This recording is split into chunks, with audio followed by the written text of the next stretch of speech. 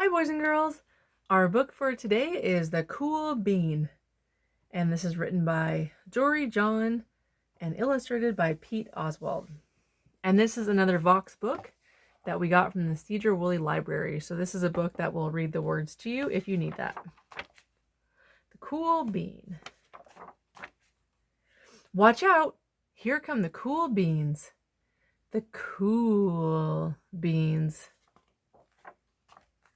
Oh yeah, check out how they move. Look at the way they swagger.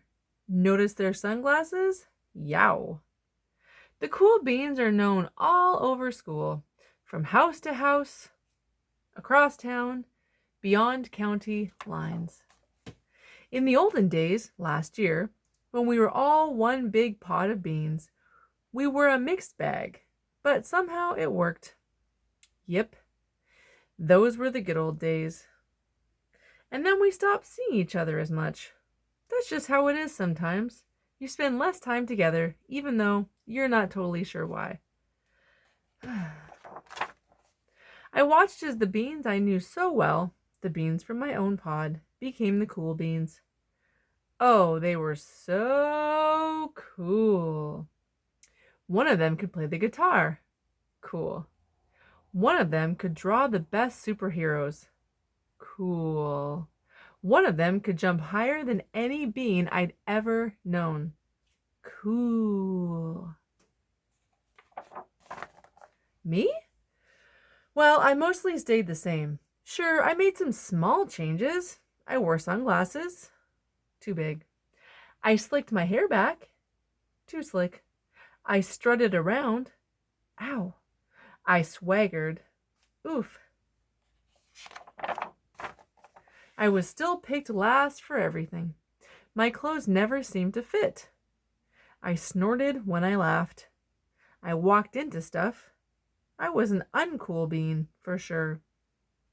I started thinking of myself as just a common bean with no special skills. I couldn't compete, so I didn't even try. I'd never be a cool bean. It seemed like there were two types of beans in the world. There were the cool beans and the beans like me. The days all blended together. I lived my life and things were just okay. I took tests and ate lunches and mostly kept to myself. The cool beans continued being cool. I mean, sure, I missed them a bit, but it's not like I was going to say anything. I felt like all that coolness had gotten in the way of our friendship, and that's how it went until one day. I was in the cafeteria. I dropped my lunch on my loafers. Oh no, not again. But then something sort of miraculous happened. Out of nowhere, one of the cool beans helped me clean it up. He didn't even say anything. He just gave me a nod. That was it. Later, I was out on the playground. I tripped and scraped my knee and maybe cried a little bit, and everyone saw it.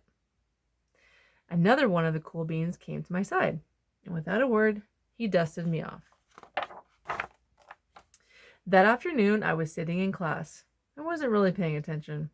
I didn't notice, but our teacher had called on me. Everybody stared. I sat there in silence. Nobody said anything. And then, everybody just laughed. At me. That was it. After today, I was officially a has-been. But then one of the cool beans stood up and came over to me. Everybody watched. She leaned in close and whispered, "Hey, the teacher asked you to read from page 32. Then she gave me a quick wink and went back to her seat. It was a small gesture, sure, but it was also everything. I walked home with a goofy smile on my face. I smiled all the way through dinner. That day made all the difference. It was a day that could have been really bad, if not for the kindness of a few cool beans. It gave me a shred of confidence. That shred of confidence has continued to grow.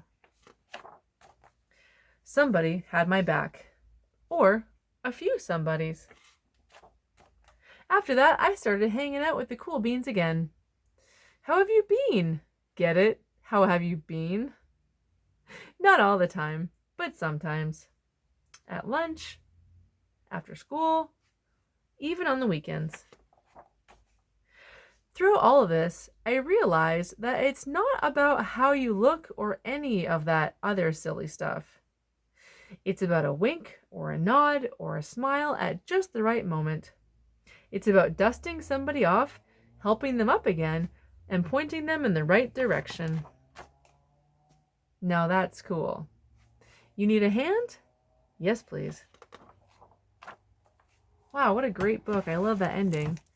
All right, boys and girls, I hope you enjoyed that book. Have a fantastic day.